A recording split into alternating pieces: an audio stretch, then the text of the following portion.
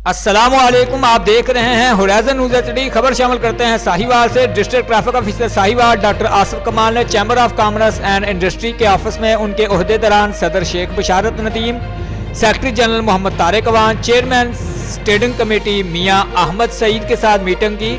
Meeting में साहिवाल शहर में ट्रैफिक की रवानी में बेहतरी लाने के लिए और नाजायज तजावजात के खात्मा के लिए इकदाम ज़ेरे गौर आए।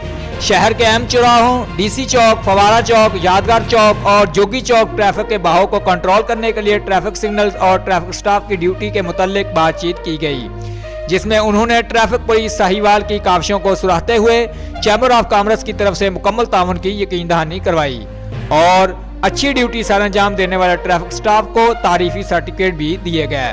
रिपोर्ट महबूब चौधरी, सरपरस्त आला, होराइजन न्यूज HD।